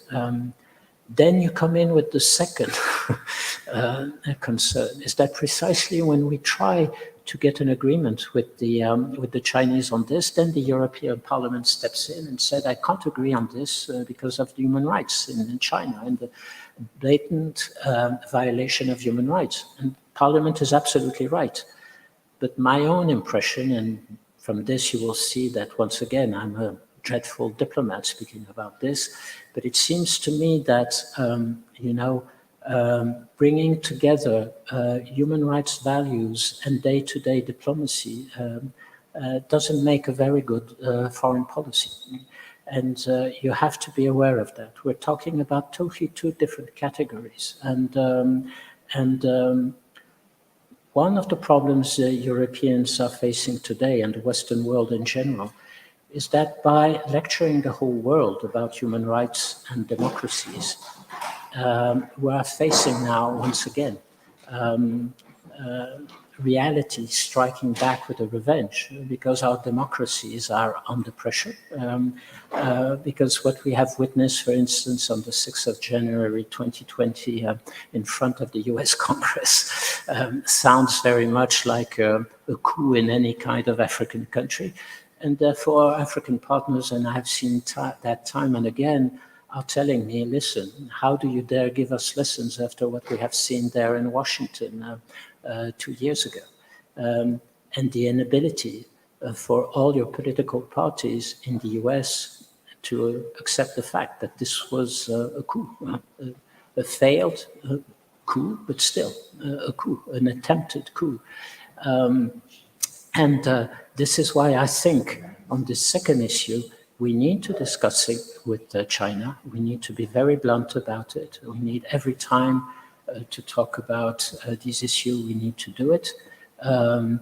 But we have to accept the fact that trade is something and that human rights is something different and that they shouldn't be mixed all too easily as this is done. And then the third issue is the geopolitical issue. And there, China, because of Taiwan, because of what they're doing in the Indo-Pacific area, is becoming more and more of a military threat. Here again, today you still hear among European circle this idea that China is totally different from Russia. It's not a military threat. And yet at the same time, we're witnessing China building the largest military navy in the world, increasing its nuclear weapons buildup, so on and so forth. So it's just like the Russian military buildup at the border in Ukraine 6 months ago. Why are you doing this kind of military buildup if it's not to use it? It's not never if you don't intend to ever use it. So all this brought together and put in one single nutshell should bring about from the European side its own line of foreign policy towards China, which should be our own line, which must and can be different from the American one. And we can agree with the American on the risk of our new technology being spoiled and captured by China, Wuhan, as you were saying, and other things. But in other fields, we may have a different interest from the Americans on some issue, and we have to say so.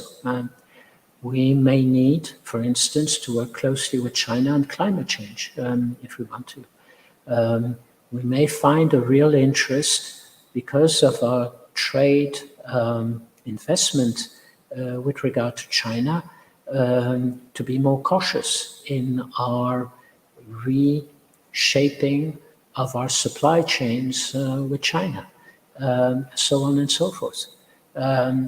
And this is where we need to go ahead.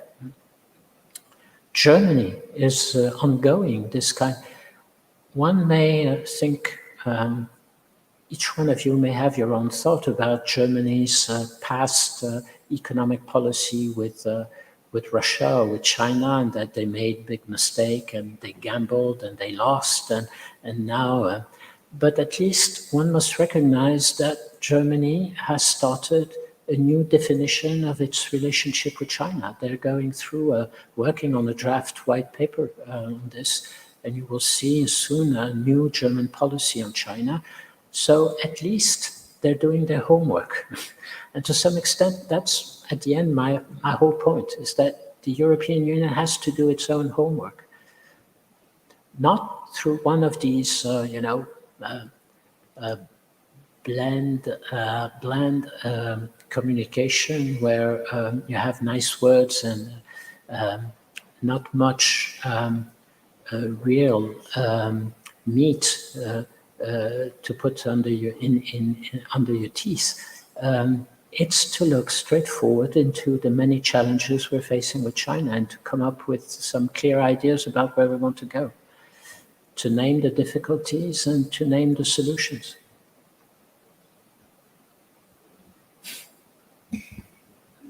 Hi, I'm Fabiola, and I'm a PhD student here in Modena at the Department of Languages. I'd like to ask you, according to your perceptions, couldn't it be that citizens felt that in 2004 that the words like constitution, legitimacy were used improperly? I mean that citizens don't retrace in the EU an idea of state that they are used to. They do not see a separation of powers. Also the names, it would be better to call them parliament, governance. I think that if we want to go to the heart of the problem, we should also be clear and straightforward with citizens if we want to have them on board with us.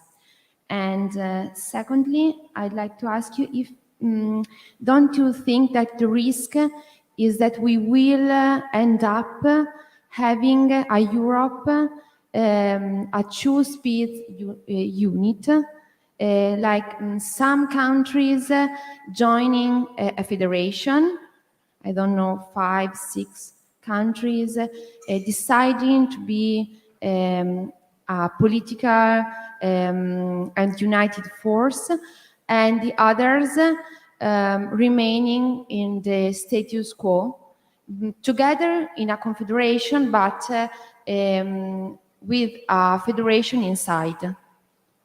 I think that maybe this is a big risk. I'll come back to that. I don't know if it's a risk or a chance, an opportunity at the end of the day, but let me go back to what you're saying.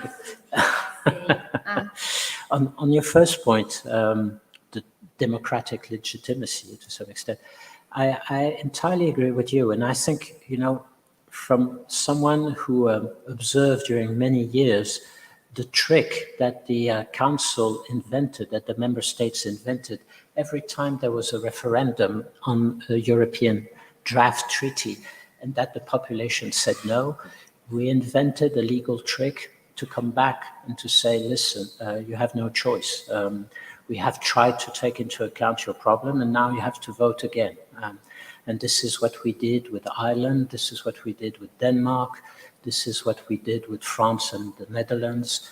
And you know, at the end of the day, it has some bearing on public opinion, with this idea that this whole system that is working in Brussels is working far away from population, with no clear democratic scrutiny, because the European Parliament has not been allowed all the powers they should have, starting with the taxation power, which should be the normal thing for a parliament, but nobody dares go that far.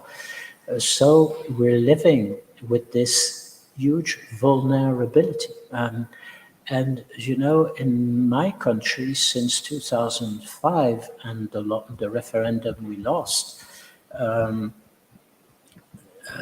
no French president will dare go to the to a new referendum because he's too afraid, or she will be too afraid. And you know, I lived through the 1992 referendum, and contrary to what I hear from all the Eurosceptics, I was there when my minister, who was Elisabeth Guigou, came back from the Council of Ministers, where François Mitterrand had decided that he would go for a referendum. And we all told her, he's crazy, we're gonna lose it. And she said, this is what I told him. And he said, we may lose it, but it's time now. This was 1992, so it was 40 years after the Treaty of Rome. It's time for us to go to the people and ask their opinion on this. We can't go on building the European Union without a popular consent. And if they refuse, then we will have to take that into account, because that will be the political reality. Once again, I apologize for feeling, for giving you this advice from an old man, but we had leaders who understood what politics were about in those days. And my sense is that this has been forgotten. And once again, this could strike back with a revenge, because you can't fool public opinion time and again. So this is maybe the major weakness, because at a moment when all democracies are being internally contested by populist movement, this, of course, goes very strongly. In my country, maybe you don't look too closely at France and French politics, and you're right, they're dreadful. But you know, this is an argument that Madame Le Pen and others, Monsieur Mélenchon, are repeating time and again. They're back to the 2005 vote, saying there was a vote by the French people, 55% against the treaty, and this was simply, overcome. This is unacceptable. At least I disagree with Brexit, like many of you, I guess, but at least, let's be honest, the British government decided that this referendum, the referendum result, had to be accepted, because this is what the British opinion wanted. Maybe they could have asked the question again if they wanted to, once they had drafted the kind of agreement with the European Union and done another vote on this one. But at least they were loyal and in line with their population and not trying to override the decision of the people. And I think this has to be taken into account more than ever today with our very fragile democracies as they stand today. Then on your second point, will we not witness something that will be, let's put it that way, the single market on one side and those who want to go further, a more integrated system? Yes, this may be. Coming back to what I was saying earlier, this may be exactly what Jacques Delors was thinking about, what we was talking about, the second house inside the big house. The problem, which for me has always been there, is that it's very difficult to separate what has become a very intricate system.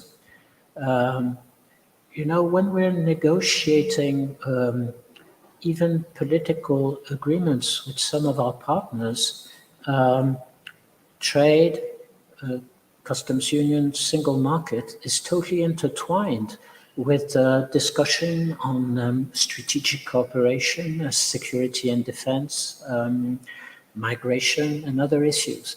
So how can you decide that some of these issues will be only discussed by a few when they may have implication for the other side? This is why I still find this very difficult, and I have no answer to that.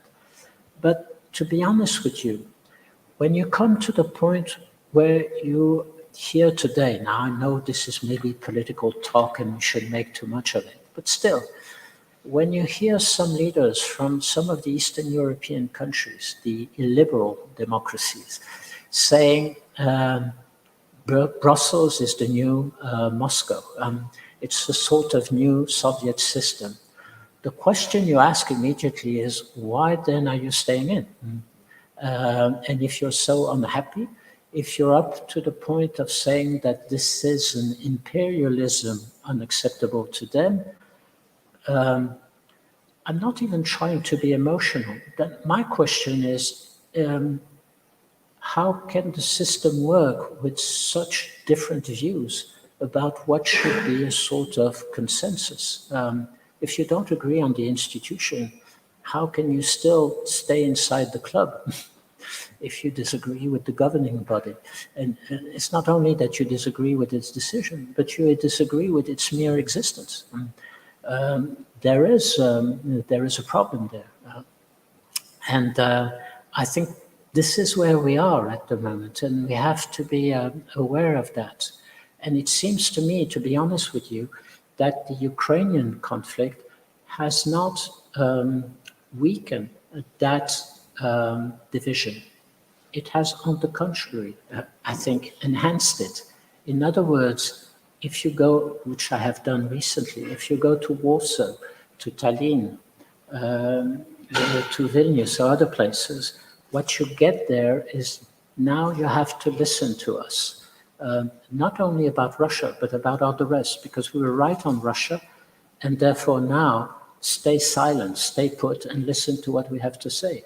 And this is where they come in and say the Commission is equal to the Kremlin, and we want to get rid of it, etc. And therefore there is once again, they may be right, I don't know, that's not my problem. My problem is, how can you still live all together in a system where the contestation, the fact that you repudiate part of the system is so vividly alive there at the moment. And this is the real issue today, in my opinion. And I think this is a very deep division that we don't want to see, but is very much there, because those who contest the system are very outspoken. Once again, I come back to what I was saying earlier, this extraordinary piece by the Polish Prime Minister in a French newspaper, which is a very interesting point. And here again, I don't want to say that everything he was saying was wrong. I could even go further.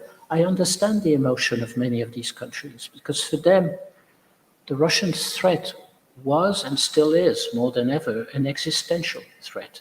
And they've had time and again the impression that we from the Western side didn't understand that. And they were absolutely right. We didn't understand it because we were far away from it. You know, as some of my colleagues from Estonia were telling me, you know, Russia in the morning, I think it was Mrs. Sarah Pollin, she was used to say in Alaska, when I wake up in the morning, I can see Russia. In Estonia, it's true. Russia is very close to the border. And then for them, this has been an existential threat from the beginning. And the fact that we were not able to understand that and to take that into account remains for them a major mistake on our side that to some extent now requires us, to some extent, to listen more to them and to what they want. And what they want is a reshape of many of the, not only our relationship with Russia, but many other things. This is where we have a profound difference of culture, of experience, of course, which needs to be understood, analyzed, and tackled. We're just fudging the issue like so many times. Sorry for moving far away from what your first question, but it seems to me that all this is very much interconnected.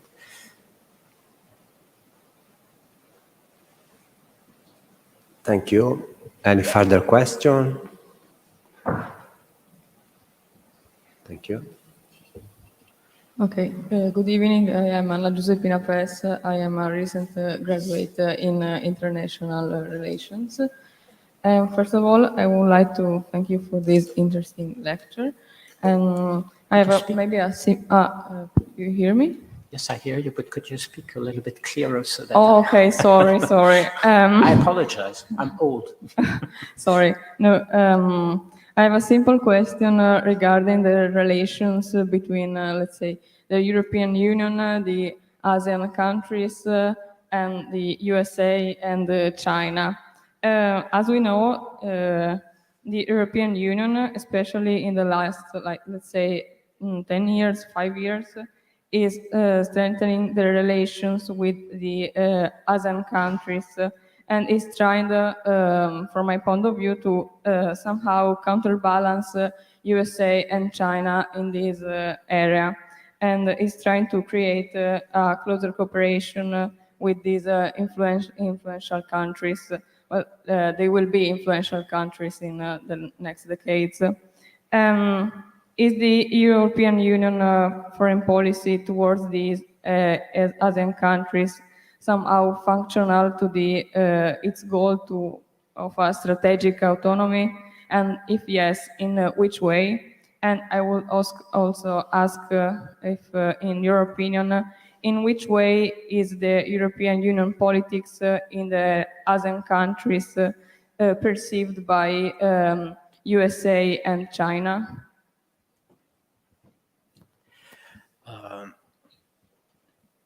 If you look at the reality of what's happening, for instance, in Africa, in the Middle East, in Latin America, even in many Asian countries, this is what we're witnessing at the moment. A declining influence on behalf of the European side, because we're facing clear-cut competition in terms of influence, in terms of presence, from the other global actors. And you're right to discuss US and China because this is the big competition, but don't underestimate some other regional partners who don't see themselves only as regional actors with regional influence. I'm thinking about India, Turkey. I even would go to some extent to other countries like Brazil or South Africa. When you tell them you are impressive new powers in your region, etc., their answer is no. I'm not a new emerging power in Africa or in India or in Asia or in Latin America. I'm a new emerging power in the whole global world order. This is how they see themselves, and this is how they intend to play themselves. And therefore, the point I was making earlier is the following. We first have to understand what is happening there at the moment. You know, I've been discussing quite a lot in recent months with many African interlocutors, and they're all saying the same thing. You know, you're overwhelmed. European influence is overwhelmed by Chinese influence because they're performing much better than you are. You know, they're delivering what we need very quickly. And that may be, and I hope so, a short-term performance by China that will disappear or crumble in the years ahead. But the reality is there, that all these African countries are looking for China because what they're asking for is more speedily and efficiently delivered. They're not being lectured on democracy, human rights, and the presidential election in each of their countries. You know, this whole point about your presidents can't be elected more than 2 times. They have to disappear afterwards and accept to leave power. They're getting fed up with this. And as they don't get that kind of remark from China and from others, from Turkey, for instance, of course, they feel much more at ease with them, which doesn't mean that we are wrong. Even if I still personally think, as I said earlier, that we should be very careful to discuss human rights first in a different way, and secondly,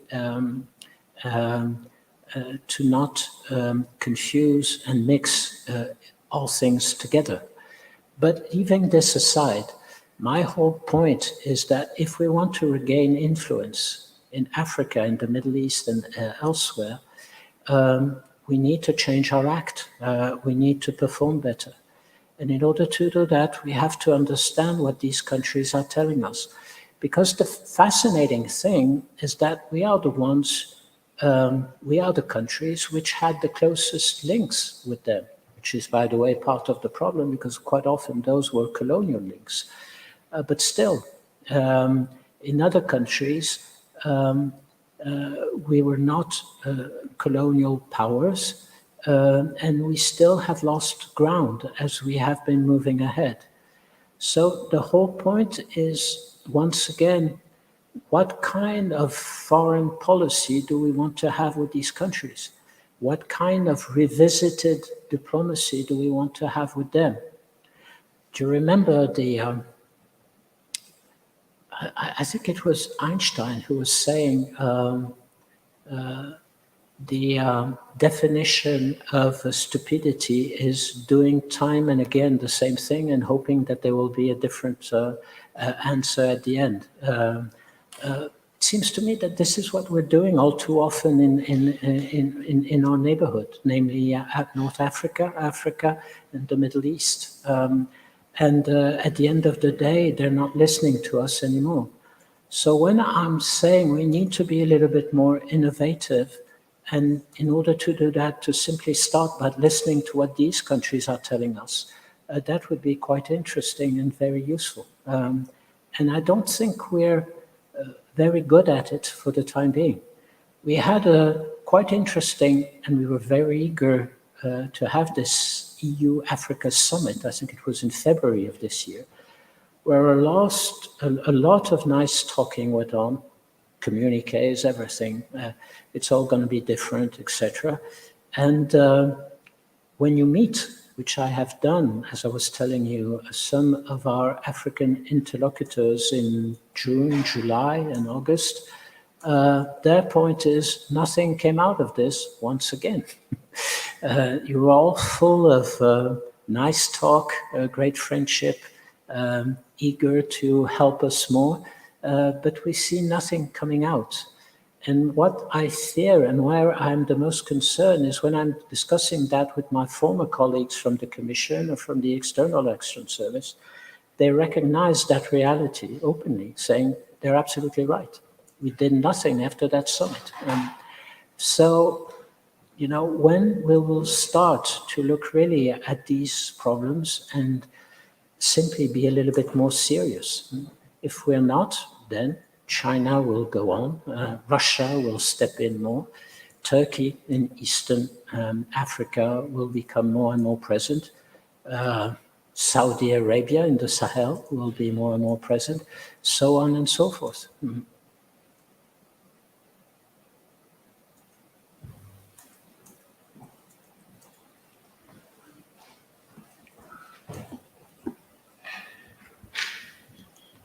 Good afternoon. I'm Chiara Marinelli, and I will be a PhD student at the University of Trieste in circular economy. I would like to thank you so much for your lecture. It was really interesting and inspiring. As for me, as I also graduated in international relations last year, I definitely believe, and I would like to ask you your opinion about the need for a military force, for a joint EU army in the for the role of the EU army for the strategic autonomy of the EU. And we know that has always been a problem in proceeding further with EU integration. And do you think second, do you think that the sentiment, the feeling, and the climate about the establishment of a joint EU army has somewhat changed because of the war in Ukraine? And practically speaking, how far in time, how much time do you think it will take to overcome this problem that has always existed since the founding of the EU? Thank you. With regard to a European EU, a European Union army or security and defense even, I'm not entirely sure that Ukrainian crisis, the Ukrainian conflict has brought this whole issue closer. More than ever, and understandably, NATO appears as the most efficient shield for Europe against the Russian threat. The message sent by the last Madrid summit of NATO was very obvious on this. And even a country like France, as I was saying earlier, which has always been a staunch supporter and remains a staunch supporter of European defense, admits that for the time being, and because of the urgency and the pressure of the Russian threat, more than ever, NATO must remain in the forefront. The answer then could be, if we're facing this kind of urgency, then at least let's work on where Europe could be more efficient, which is building up the famous technological and industrial defense base. Namely, let's put more money in research and development for new military material. At least this is the kind of action field where Europe is good, because it's about money, it's about putting budget funds, and this we know how to do it. And let's hope something will come out of this. So they could be seen as a reasonable way of moving forward. Still very far away from an EU army as such, but after all, a important first step. The problem is that even in that field, that is not all that easy. If you look, for instance, as the most immediate and urgent matter, and here again, I'm talking about short-term measures as the one I was complaining and criticizing a few minutes ago. Even on backfilling the shelves of our own military equipment that have been largely depleted in order to help and assist Ukrainian military. Even in that field, the idea of buying European and not only US is something that is contested by many of EU member states, or some of them. Why? Because of US lobby, of course, and for different reasons, other reasons, and sometimes justified reasons. But you see, even that is difficult. And then if you go one step further and start thinking in terms of technology industrial base, how to have joint ventures for new military equipment of the future, this idea of a French-German future defense aircraft, even that is difficult and very difficult because you have an industrial interest that don't fit together, and therefore it is a very difficult issue to go on. It would seem very simple, you know, this idea that, and Joseph Borrell has been saying so time and again, and rightly so, you know, this idea that the US military have 1 or 2 models of tank. The Europeans have 22 or something like that. So let's try to have only 1 or 2 European tanks.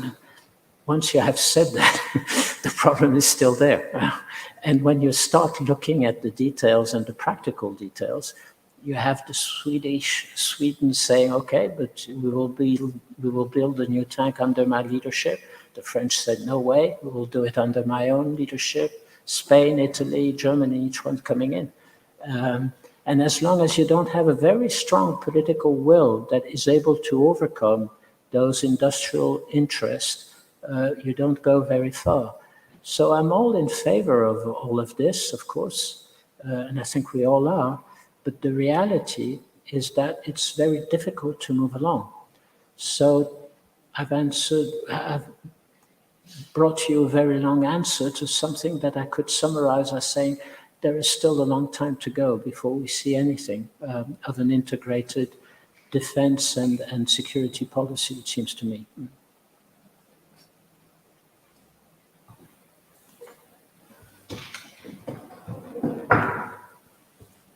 Any other question?